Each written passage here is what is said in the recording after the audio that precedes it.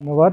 আমাৰ গেলেকী অঞ্চলত যিটো আঞ্চলিক শৈক্ষিক বিকাশ ন্যাস গঠন হৈছে আৰু তাৰ বেনাৰতে ইতিমধ্যে আমাৰ হাইস্কুল শিক্ষান্ত পৰীক্ষাত উত্তীৰ্ণ হোৱা স্নেহা গগৈক ঘৰত গৈ অভিনন্দন জনোৱা হৈছে আৰু সেই অনুৰূপে আজি আমাৰ গেলেকী কলগাঁৱৰ আমাৰ প্ৰেৰণা গগৈক উচ্চতৰ মাধ্যমিক পৰীক্ষাত সৰ্বোচ্চ নম্বৰ অঞ্চলটোৰ ভিতৰতে সৰ্বোচ্চ নম্বৰ পোৱাৰ কাৰণে জাতীয় বিদ্যালয়ৰ পৰা উত্তীৰ্ণ হোৱা প্ৰেৰণা গগৈক আমি আজি অভিনন্দন জনাবলৈ আহিছোঁ।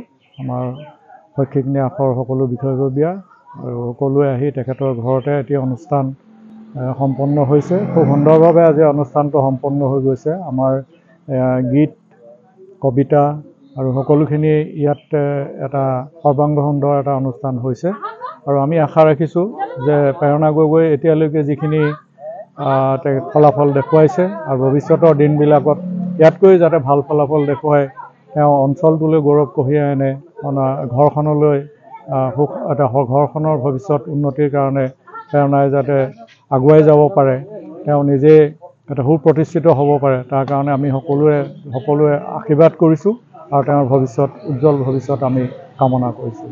ধন্যবাদ।